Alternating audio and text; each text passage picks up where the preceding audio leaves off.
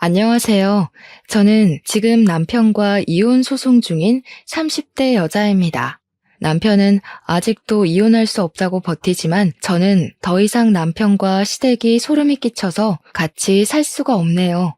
어떻게 사람 하나를 바보처럼 만들 수가 있는 것인지 아직도 이해가 되지 않습니다. 그 일을 떠올리면 남편에게 이혼 소송이 아니라 고소를 하지 않은 게 다행이라고 말할 정도였으니까요. 남은 평생 반성하면서 용서를 구해도 모자랄 판에 어쩔 수 없다는 말만 내뱉는 남편이 정말 끔찍하게 느껴지네요. 치를 떨게 했던 제 시댁 이야기를 이제 말씀드리겠습니다. 남편과 저는 꽤 오랫동안 연애를 하고 결혼하게 되었습니다. 무려 5년을 사귀고 결혼했으니 만난 시간이 짧은 건 아니었죠. 결혼 전에는 남편이 자신의 상태를 몰랐을 테지만 미리 알았다고 해도 남편은 제게 아무 말하지 않고 결혼을 했을 겁니다. 짧지 않은 시간을 함께 보내고 결혼했습니다만 역시 결혼은 연애와 다르더군요. 연애 시절과는 다른 남편의 모습에 처음에는 제가 그동안 만나왔던 사람이 맞나 싶었죠. 사람이 확 바뀐 건 아닌데 뭔가 힘이 빠진 사람처럼 보였다고 할까요? 무언가 사람이 자신감 없는 것처럼 보이면서 맥 빠진 사람처럼 보였습니다. 연애 시절에는 항상 자신감이 넘치고 활기가 있던 사람이 그러고 있으니 걱정이 되었습니다. 회사에 무슨 일이라도 있어서 저러는 건가 싶었죠. 자기야, 회사에 무슨 일이라도 있어? 요즘 왜 그래? 축 처져서 무슨 일이 있으면 나한테 말이라도 해봐. 그래야 도울 수 있는 일이면 같이 도와주지. 아니야, 별일 아니니까 신경 쓰지 않아도 돼. 진짜야, 신경 쓰지 마. 남편은 스스로 별일 아니라고 했지만 남편만 바라보는 저는 속이 참 불편하더라고요. 제가 어디선가 들은 바로는 남자도 혼자만의 시간을 가지는 게 중요하다고 하더군요. 그래서 자꾸 이유를 캐물으면 남편이 짜증을 낼까 싶어 남편에게 혼자만의 시간이 생기도록 많이 노력했습니다. 남편의 기운 빠진 모습은 하루 이틀을 넘어 한 달이 넘어가도 좀처럼 좋아지지 않았습니다. 무슨 일 때문에 저렇게 우울해 보이나 싶어도 무슨 일인지 말을 안 해주니 알 수가 없었죠. 그 맥 빠진 모습은 1년 가까이 유지가 되었습니다. 처음에는 걱정하던 저도 익숙해져서 그냥 그런 사람인 걸 내가 몰랐나라고 생각할 정도로 착각을 하게 될 정도였죠. 결혼한 지 1년쯤 될 때였습니다. 남편은 외동아들이었기에 다른 시부모님들처럼 저희 시부모님도 임신을 바라셨습니다. 시댁에 가면 은근슬쩍 제게 왜 아직 소식이 없는지 물어보시는 겁니다. 왜 아직 소식이 없니? 옆집 정인애는 결혼한 지 3개월도 안 되어서 임신했다고 하던데 그 신혼여행에서 아기 들어서는 게 뭐더라? 시어머니의 말에 시아버지가 대신 대답하셨습니다. 허니문 베이비라니까. 맞다. 허니 베이비 가졌다고 하더라. 너희는 왜 소식이 없니? 혹시 피임하고 그러냐? 결혼했으면 애를 가져야지. 절대 피임 같은 거 하지 마라. 허니문이래도. 시끄러워. 내가 말하고 있잖아.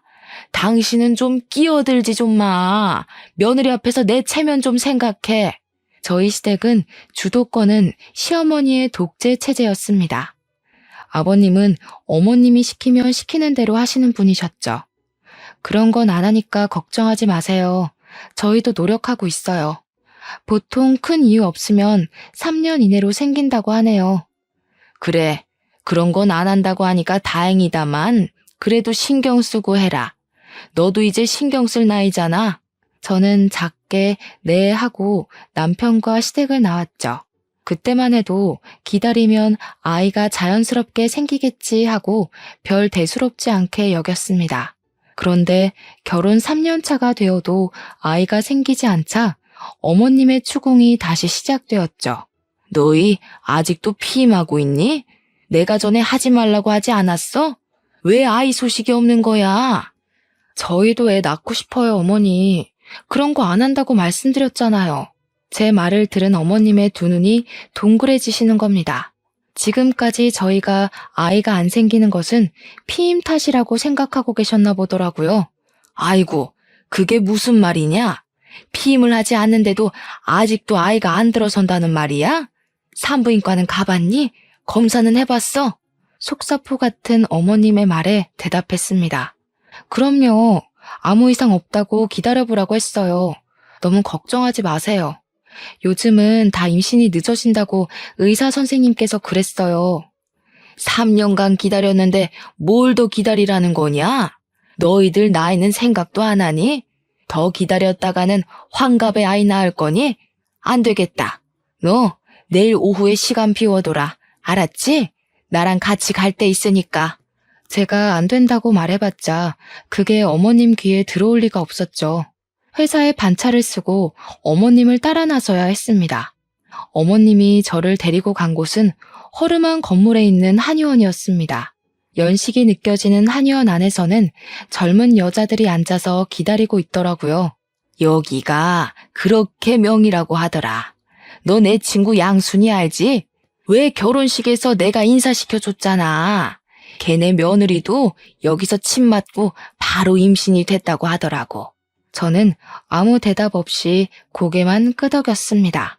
오랜 기다림 끝에 나이 지긋해 백발이 성성한 한의사 선생님과 마주하게 되었습니다.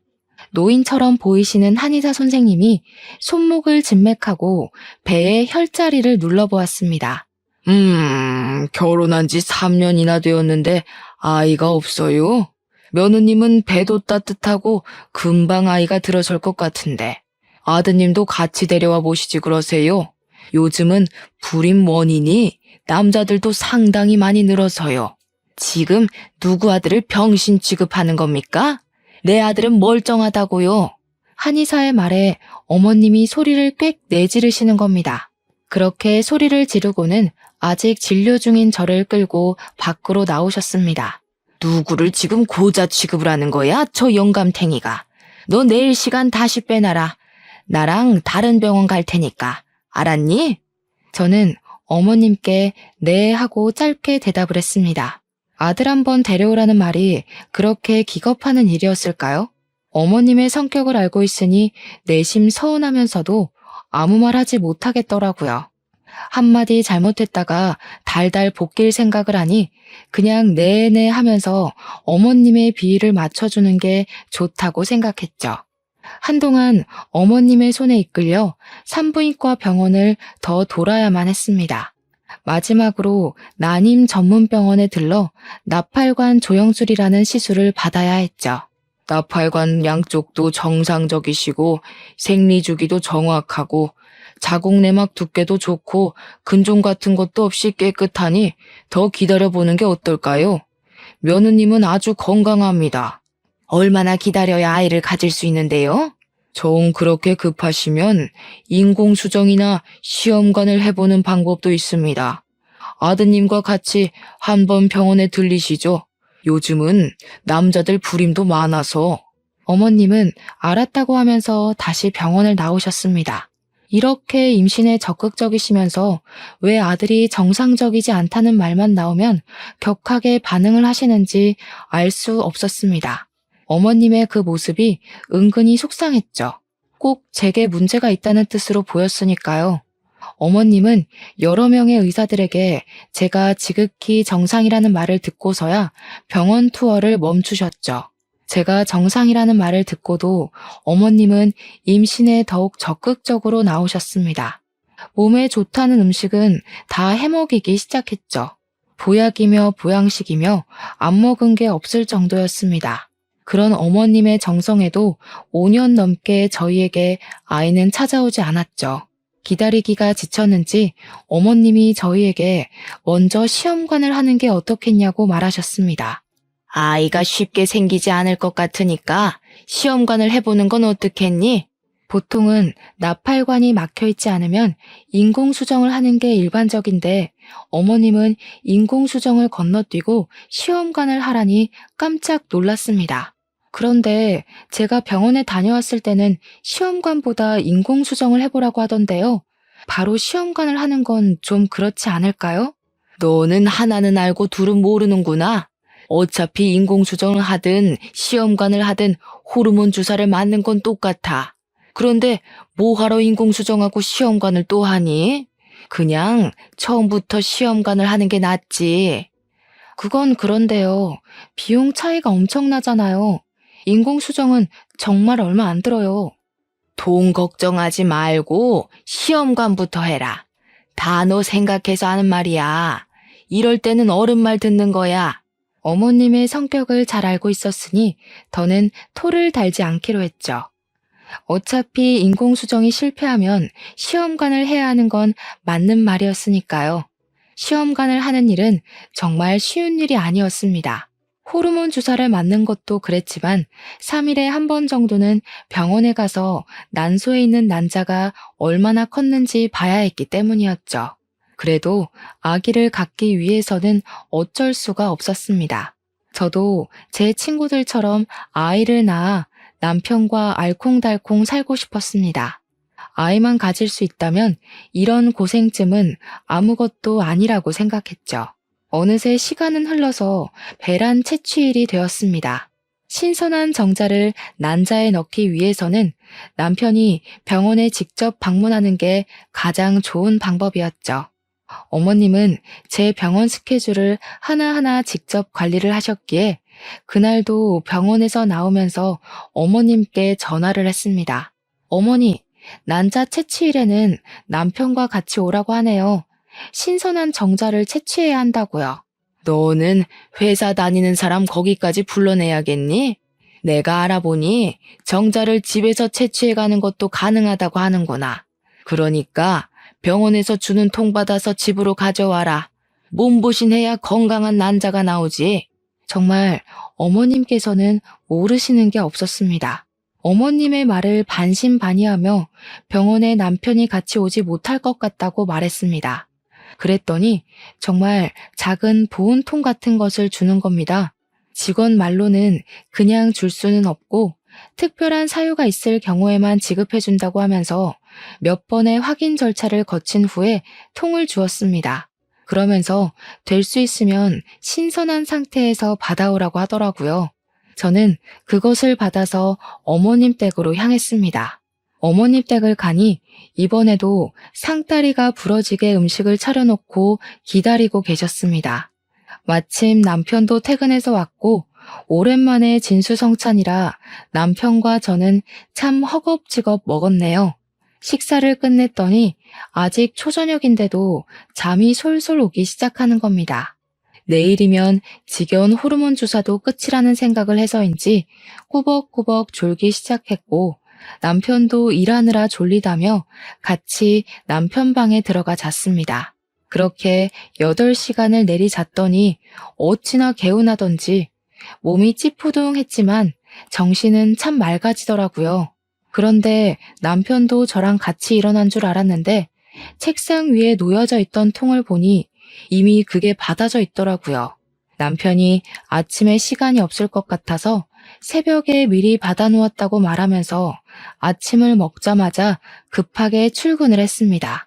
아침 일찍 난자를 채취해야 했기에 저도 그 통을 들고 예약해둔 병원에 아침 일찍 방문했죠. 난자를 채취하고 바로 정자를 난자에 삽입해서 체외 수정을 해서 배아를 만든다고 하는 겁니다. 보통은 3일 뒤에 다시 와서 제 자궁 속에 집어넣기만 하면 된다고 하니 마음이 설레더군요.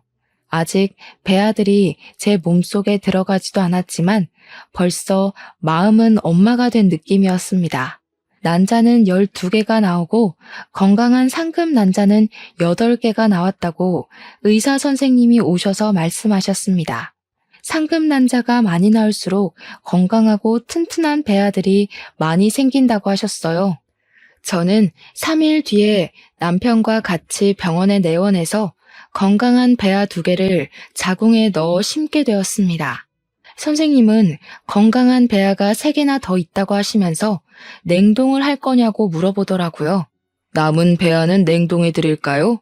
추가로 돈이 들기는 하지만 냉동을 해두시면 다음에는 난자 채취하지 않고 바로 이식만 하실 수 있어요. 호르몬 주사를 맞아야 하는 번거로움이 없다고 하기에 저는 당연히 그렇게 하겠다고 했습니다. 네, 해주세요. 임신 확인은 언제 하게 되는 건가요? 11일 후에 오셔서 피검사 하시면 임신 여부를 확인하실 수 있습니다. 11일 후면 임신 여부를 알 수 있다니 마음이 싱숭생숭해졌습니다. 뱃속에는 이미 아이가 있지만 무사히 아이들이 자궁 내벽에 착상해야 임신되는 것이었죠.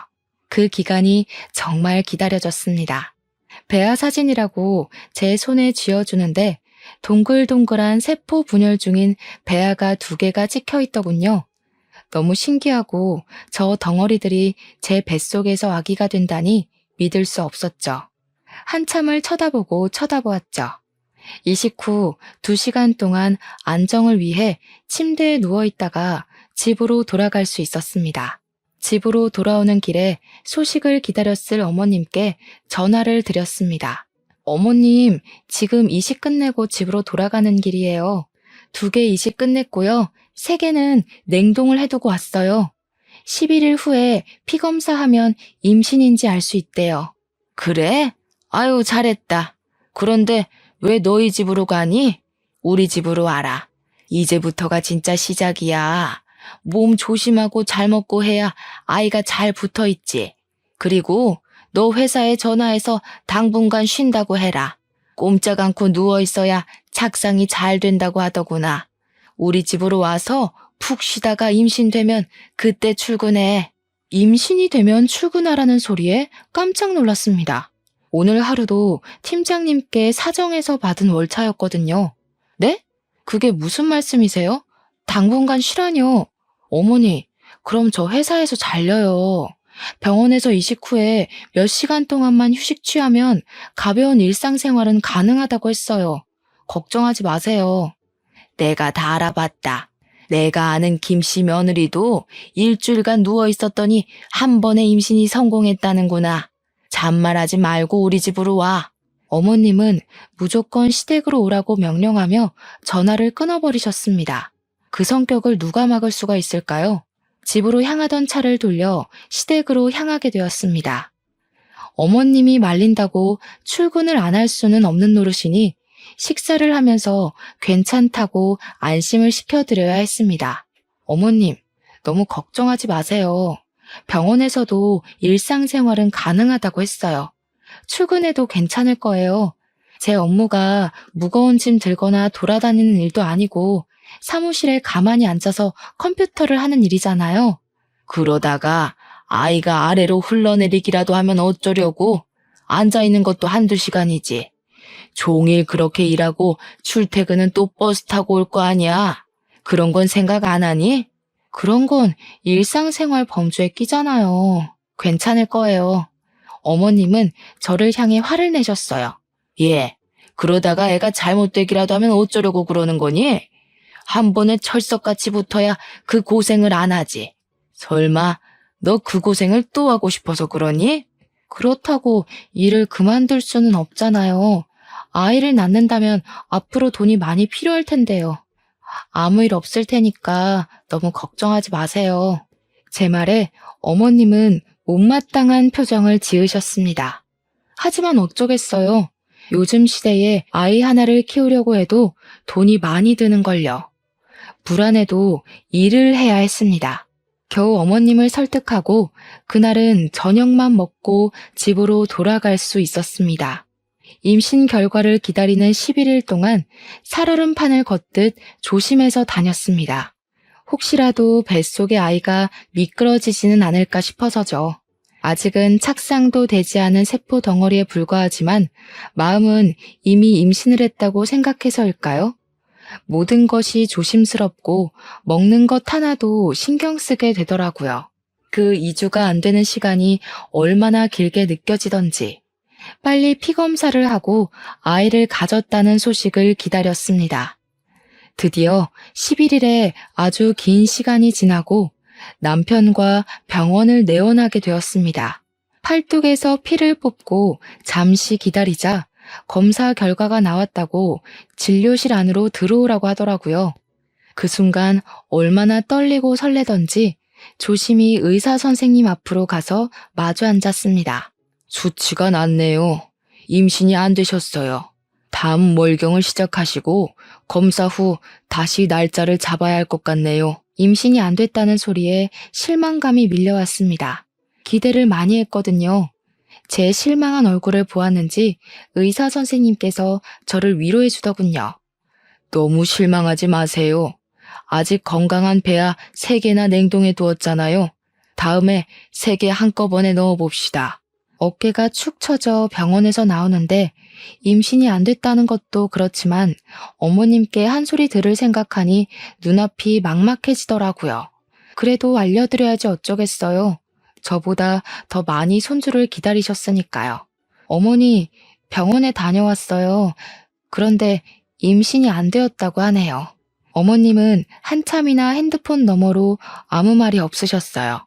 당연히 한 소리 들을 줄 알고 잔뜩 긴장하고 있었는데 말이죠. 안 됐으면 어쩔 수 없지.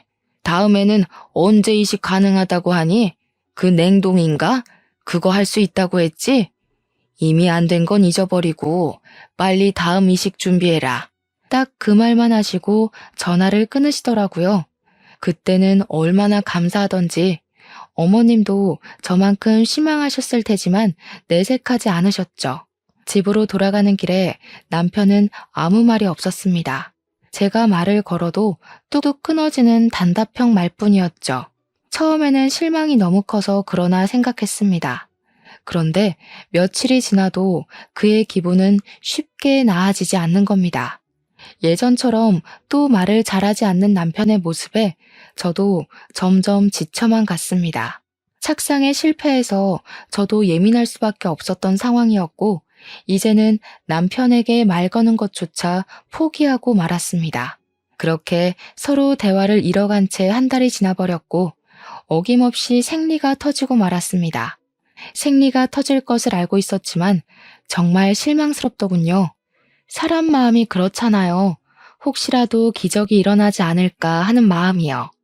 저는 다시 병원을 내원하고 피검사를 하고 이식 날짜를 잡아야 했습니다. 호르몬 주사를 맞지 않을 뿐이지 복잡한 건 똑같았습니다. 다시 이식날이 되어 병원 천장을 바라보고 있는데 마음이 복잡해지더라고요. 이번에는 3개나 넣는데 혹시 새쌍둥이가 되는 거 아닐까? 아니면 저번처럼 3개 다 실패하는 건 아닐까? 별별 생각이 다 들었습니다. 그래도 이번에는 제발 한 녀석이라도 잘 붙기를 기다렸습니다. 그때 어머니께 전화가 왔습니다. 이식은 끝났니? 이번에는 편하게 쉬어라. 회사에 쉰다고 말도 하고. 알겠니? 그래야 그 고생을 또 안 하지. 네, 어머니. 회사에도 내일 모레까지 쉬겠다고 말하고 월차 당겼었어요. 너무 걱정하지 마세요. 아유, 달랑 이틀 쉰다고 아이가 달라붙는다니? 더 쉬어야 하는 거 아니야? 저도 그러고 싶은데 더는 눈치가 보여서 뺄 수가 없네요. 다른 직원들도 일이 있다고 해서요. 최대한 마음 편히 쉬려고요. 그래, 너희 집으로 가지 말고 이쪽으로 와. 그래야 푹 쉬지. 친딸처럼 챙겨주시는 마음에 감동했습니다. 하나하나 신경 써서 챙겨주는 게 어렵잖아요. 어머님은 이부자리 하나, 먹는 것 하나까지 신경 써서 챙겨주셨지만 이번에도 임신이 되지 않았습니다. 2번째 시험관마저 실패를 하니 마음이 뒤숭숭해졌습니다. 큰 문제가 없으면 착상이라도 했을 텐데 그럴 기미조차 보이지 않았으니까요. 간혹 면역 이상이 생겨 배아가 착상하지 못하게 하는 경우도 있다고 했거든요. 하지만 저를 가장 힘들게 한 건 바로 남편의 무관심이었어요. 고생했다. 그 한마디가 그렇게도 어려운 걸까요? 남편은 그 한마디조차 제게 해주지 않는 겁니다. 모든 일을 남일처럼 방관하는 남편이 너무 얄미워 죽겠는데 어머님께서도 저번처럼 그냥 넘어가시지 않으셨죠. 너는 무슨 애가 2번씩이나 아이를 흘려보내니? 정말 너한테 큰 문제가 없다고 했니? 나는 아무래도 그 병원이 못 믿었다. 어떻게 2번이나 실패할 수가 있지? 다른 집 며느리들은 척척 잘도 붙더구만. 아유, 내가 말을 안 하려고 해도 안 할 수가 없다. 어머니, 정말 죄송해요. 저도 이번에는 정말 조심한다고 했는데 제 아이들이 아니었나 봐요. 말은 그렇게 했지만 속으로는 서러워 미치겠더라고요. 저도 엄마가 되고 싶고 아이를 품고 싶은 마음은 간절한데 왜 임신 실패는 전부 여자 탓인 걸까요? 차라리 여자가 아니었다면 이런 고통은 안 겪어도 되지 않았을까 하는 생각도 들었죠. 아무튼 다음에 다시 시험관 준비해라. 이번에는 직장을 그만두고서라도 임신을 해야지. 이렇게 해서 어느 세월에 임신한다니? 직장을 그만두라는 말에 숨이 턱 막혀왔습니다. 제 모든 인생을 임신에만 매달려야 하는 건 아니잖아요.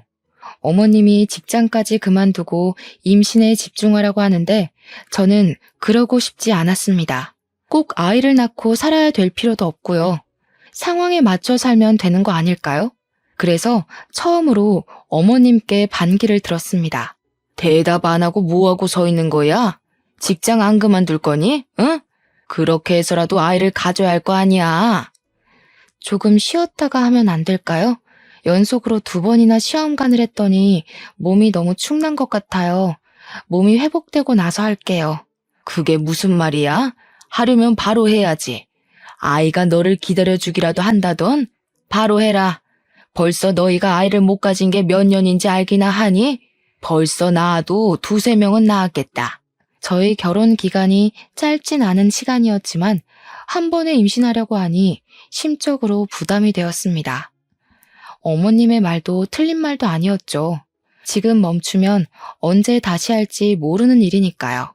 당시에 제가 가장 무서웠던 건 제 배를 찌르는 호르몬 주사가 아닌 이식 후 11일을 견디는 시간을 다시 겪어야 하는 것이었습니다. 설레고 기대했던 그 시간이 피검사 한 방으로 쓸려 내려가야 했던 그 경험을 다시는 하고 싶지 않았죠. 남편이라도 옆에서 거들어주면 좋겠다 싶었는데 그는 그럴 생각이 없는지 멀뚱멀뚱 핸드폰만 들여다보고 있는 겁니다. 자신은 편하게 정자만 빼주면 그만이라는 것처럼요. 첫 시험관 실패 후 그는 계속 그렇게 무관심의 상태로 지냈습니다. 저는 어떻게 해서든지 남편의 아이를 가지고 싶어서 노력하는데 제게 관심조차 주지 않는 것은 너무하다고 생각했죠. 정말 몸이 힘들어서 그래요. 한 달만이라도 쉬었다가 다시 하겠습니다. 안 된다니까 그러네. 너 나이가 몇인지는 아니? 언제 아이 낳아서 키울래? 아직 젊으니까 언제까지 젊을 줄 아는 거냐? 너 혹시 정말 몸에 이상이라도 있는 거 아니냐? 그러지 않고서야 배알을 5개나 넣고도 임신이 안 되었다는 게 말이나 되는 일이야? 어머님의 말에 서러웠습니다. 눈물이 볼을 타고 왈칵 쏟아져서 손으로 눈물을 닦아냈습니다. 그 상황에서도 남편은 핸드폰만 쳐다보고 있는 겁니다.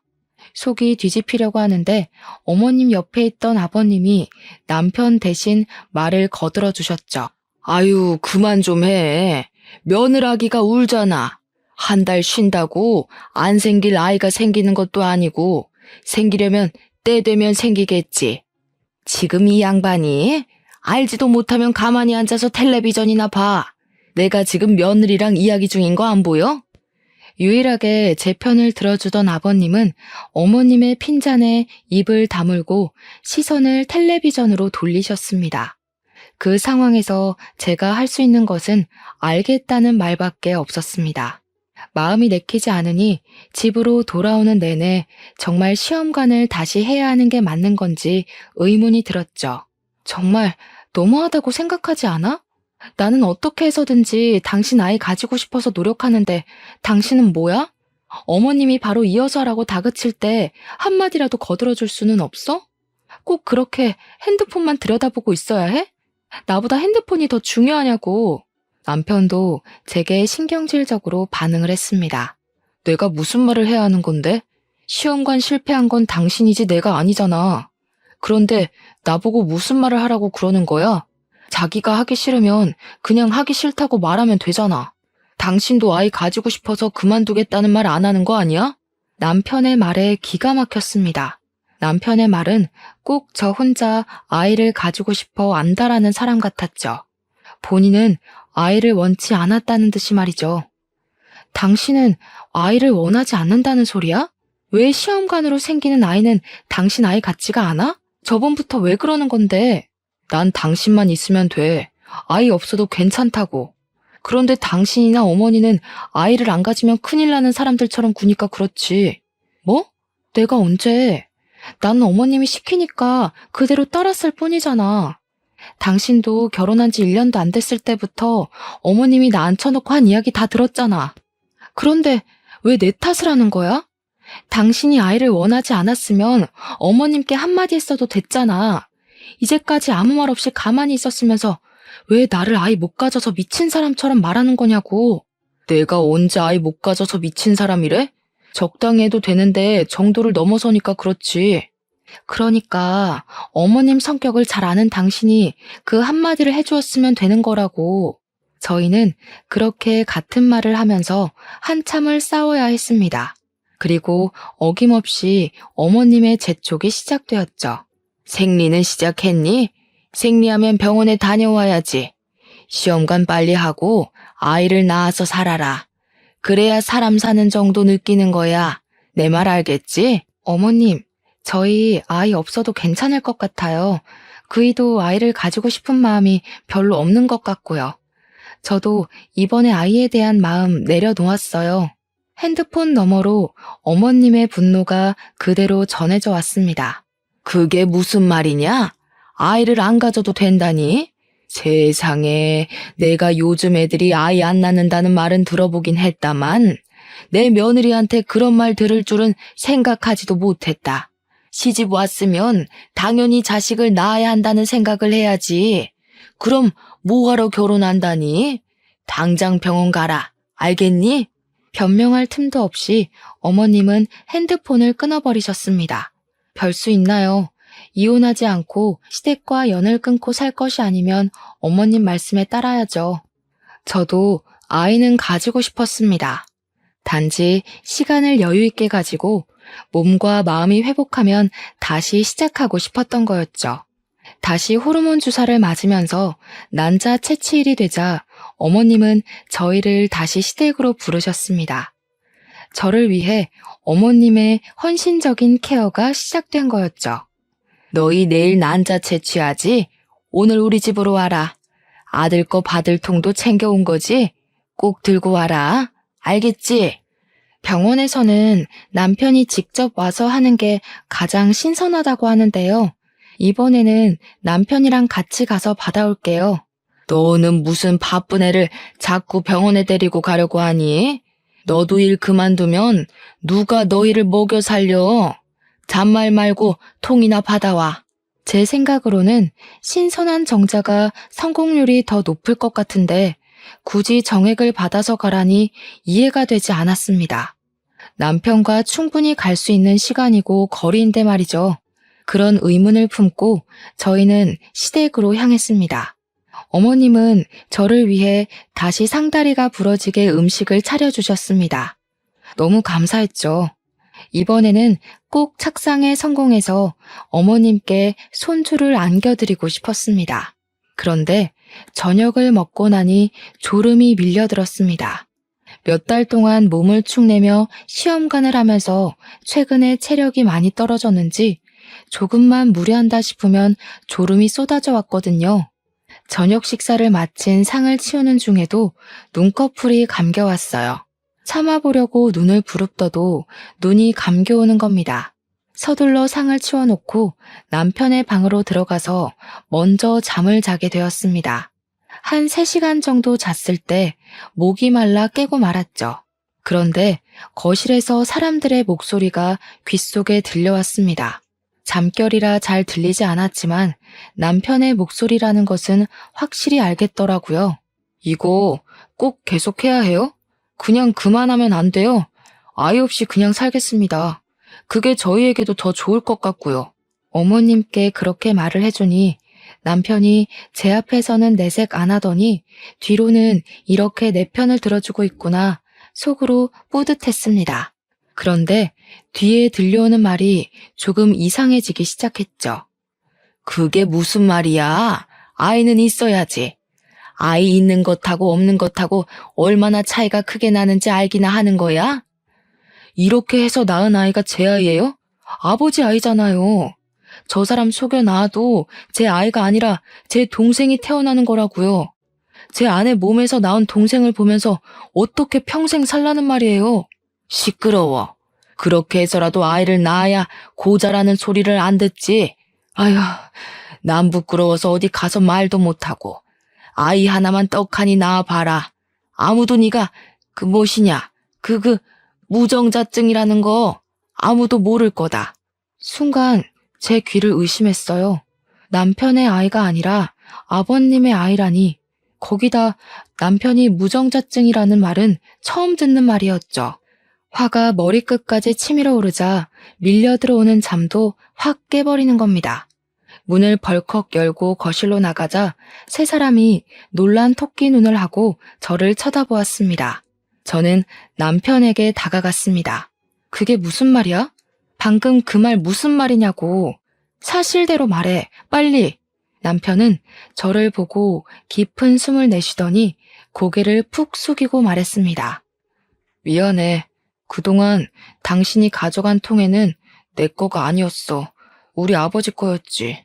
나도 결혼 전엔 몰랐는데 결혼 직전에 갑자기 붉은 물이 나와서 병원에 갔더니 무정자증이라는 거야.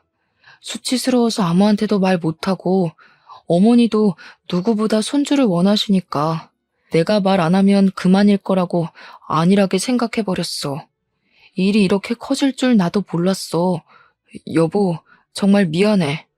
지금 그걸 말이라고 하는 거야? 무정자증을 처음 알았을 때 나한테 말해야 하는 거 아니야? 왜 어머님에게는 말하고 나에게는 말 한마디 안 한 거야? 그리고 병원에서 검사했을 때는 무정자증 판정이 안 나왔잖아. 그때는 병원 내원하기 전에 미리 아버지의 것을 받아갔었어. 몰래 아버지 것으로 바꿔치기 해서 검사를 한 거야. 당신이 아이를 너무 좋아하니까 무정자증이라고 말하면 이혼하자고 할까봐 말 못하겠더라고. 그렇다고 나를 속여서 아버님 아이를 낳게 하는 게 말이 되는 소리래? 정말 눈이 뒤집혀서 폭발할 지경이었죠. 그런데 남편 옆에 계시던 어머님의 말이 더욱 가관이었습니다. 누구 애든 낳으면 되지 않니? 어차피 너희 남편이랑 피가 섞인 건 마찬가지잖아. 뭐가 문제라고 이렇게 소란인 줄 모르겠구나. 이 문제가 얼마나 심각하고 잘못되었는지 모르시는 어머님의 모습에 경악을 했습니다. 저는 어머님을 향해 소리쳤습니다. 어머님, 지금 제정신인 거예요? 그렇게 나오면 뭐예요? 어머님이랑 피 한 방울도 안 섞인 아이가 생기는 거예요.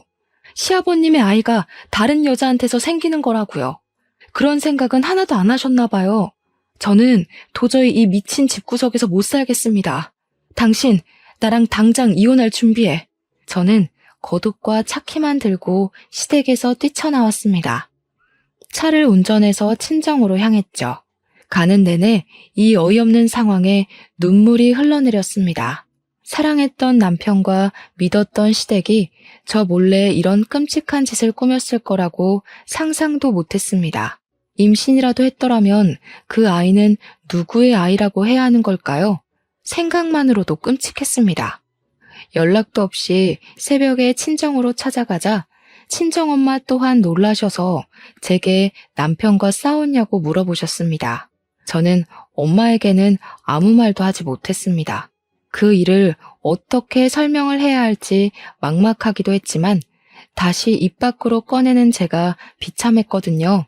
임신이 되지 않았지만 그게 시아버지의 시라는 말을 어떻게 할 수가 있었겠어요. 이혼이 진행되는 단 며칠만이라도 마음 편하게 주무시게 해드리고 싶었습니다. 하지만 시어머님은 그 며칠도 그냥 놔두지 않으셨습니다. 다음날 어머님은 친정집으로 찾아오셨죠. 너 이게 무슨 경우니? 오늘이 난자 채취일인 거 몰라서 병원에 안 가는 거야? 다시 한 달을 기다려야 한다는 거 몰라서 이러는 거야? 네 남편 알면 어떻고 네 시아버지 알면 어떠니? 나는 그런 거 아무 상관도 안 한다. 너도 내 아들 좋아하고 같이 살 요량이면 그냥 순순히 받아들여라.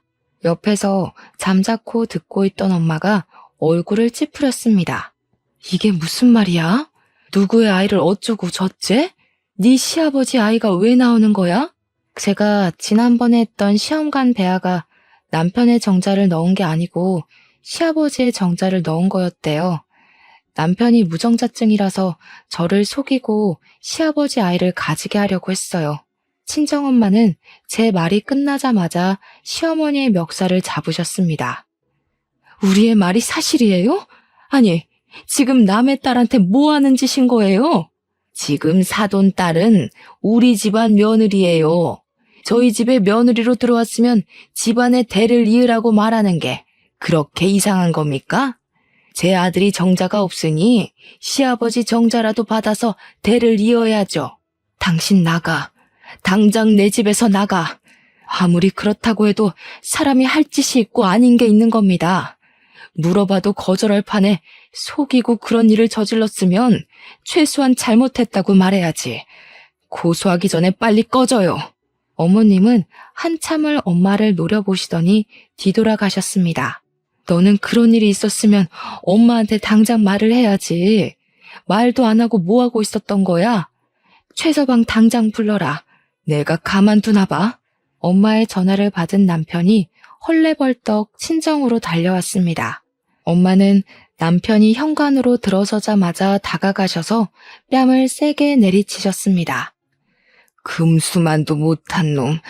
자네는 엄마가 시킨다고 다 하는 모양이지? 그게 무슨 짓인지 알면서 입 꼭 다물고 뭐 하는 짓인가? 딸한테 이야기를 들어보니 아이를 그렇게 바라지도 않았던 모양이던데. 그러면 처음부터 사실대로 말하고 그냥 둘이 살면 되지. 원하지도 않은 아이 낳게 해서 뭘 어쩌려고. 내 딸 데려갈 때는 손끝에 물 한 방울 안 묻히게 할 것처럼 굴더니 이게 무슨 짓이야? 남편은 엄마 앞에 무릎을 꿇고 빌기 시작했습니다. 정말 죄송합니다, 장모님. 처음부터 그럴 생각은 없었습니다. 저도 아내한테 말할 자신이 없어서 어머니께 말한 건데 그렇게 해서라도 아이가 있어야 사람답게 사는 거라고 하셔서 저도 첫 시험관이 끝나고서야 잘못되었다는 것을 깨달았습니다. 다 제 잘못입니다, 장모님. 제발 용서해 주세요. 그딴 변명 다 필요 없네. 뭐? 늦게 깨달아? 처음부터 알았어야지. 이혼 서류는 내가 다 준비해 놨으니까 자네는 서류에 사인만 하면 되네. 당장 내 딸이랑 이혼하게. 안 됩니다, 장모님. 저는 이제 정말 아내뿐입니다. 제가 무정자증인 걸 알았으니 그냥 둘이 살아도 되는 거 아닌가요? 왜 이혼을 해야 합니까? 미쳤냐? 내가 고자랑 살게? 이 일이 있기 전에는 사랑이라도 있어서 살았겠지만 당신이 한 짓을 봐. 정이 안 떨어지겠어? 지금은 당신 얼굴만 봐도 소름이 돋고 구역질이 나. 남편을 향해 소리를 꽥 질렀습니다. 제발 자기야. 나는 당신 없으면 살 수 없어. 당신도 알잖아. 나는 이제 당신뿐이야. 한 번만 용서해줘. 다시는 이런 일 없게 할게. 당신이 원한다면 우리 집이랑 연도 끊을 수 있어. 착각하지 마. 난 당신 어머님이 싫은 게 아니라 나한테 한마디도 안 했던 당신한테 실망한 거야. 내가 시험관에 실패했을 때 따뜻하게 한마디라도 건네주었어? 그 고통은 온전히 나 혼자 견뎌야 했잖아. 최소한이라도 안타까워하고 위로라도 해줬어야 하는 거 아니야? 그리고 시험관에 성공해서 아이라도 낳았다 치자. 그럼 당신은? 아빠 노릇은 잘했을까? 당연히 안 했겠지. 남편은 아무 말 못하고 그 자리에 서 있었습니다. 당신이 이혼을 계속 거부한다면 어쩔 수 없이 우리는 소송으로 가야겠네. 송장 보낼 테니까 가서 기다려. 현관 밖으로 남편을 밀어내고 문을 쾅 닫아버렸습니다. 어떻게 끝까지 저렇게 뻔뻔하게 나올 수가 있죠? 그런 끔찍한 짓을 제게 저질러 놓고 아무 일 아니다는 듯이 구는 시댁 식구들 얼굴을 다시는 보기 싫었습니다. 제게는 시험관에 실패한 것이 하늘이 내려준 천운이나 다름이 없었죠. 힘들게 낳는다고 쳐도 시아버지의 아이를 보며 어떻게 평생을 살 수가 있었겠어요. 결국에는 아이를 원망하고 미워하게 되었을 겁니다. 저를 모두 속이고 만든 아이였으니까요. 저의 지속적인 이혼 요구에 남편은 계속 이혼을 거부하는 겁니다. 남편과 빨리 이혼하고 관계를 끊어내고 싶었지만 합의 이혼을 거절하니 어쩔 수 없이 지금은 변호사를 선임해서 이혼 소송을 진행 중입니다. 남편과는 이혼을 해서 헤어진다고 쳐도 제 마음에는 이미 커다란 트라우마가 남아버렸습니다. 잠도 수시로 깨고 한동안 술을 먹지 않으면 잠이 들지 못할 정도였죠. 지금은 신경정신과를 다니면서 상담도 하고 약도 꾸준히 먹은 덕분에 차차 좋아지고 있어요. 아직도 그 일을 생각하면 어이가 없어서 답답한 마음에 익명의 힘을 빌려 이곳에 글을 적게 되었네요. 이렇게 글을 적어 올리면 꽉 막힌 속이 조금은 시원해질까 싶어서 말이죠. 요즘에 난임 부부가 많다고 하잖아요. 일부러 아이를 안 가지고 둘이서만 사는 부부도 많이 늘어나고요. 그런데 왜 시어머니는 제게 시아버지 아이까지 낳아가면서 아이를 키우게 하려는지 이해가 되지 않았어요. 아들이 고자라는 게 그렇게도 싫었던 것일까요? 제 친구 말로는 어머님이 아들이 몸에 이상이 있다는 것을 인정하고 받아들이지 못해서 그런 일이 생긴 것 같다며 말하더라고요. 저도 곰곰이 생각해보면 납득할 만한 이유가 그것밖에 없더라고요. 시어머니는 항상 다른 사람의 말보단 자신의 말이 옳고 바르다고 생각했으니까요. 제 사연을 보면서 어떤 생각을 하셨을지 모르겠네요. 일단 저는 저와 같은 사연은 없었으면 좋겠네요. 자식만이 자신을 평가하는 잣대는 아니잖아요. 이 세상에는 각자의 모습대로 사는 많은 사람이 있으니까요. 모두 즐거운 일만 가득하시길 빌면서 이만 긴 글을 줄이겠습니다.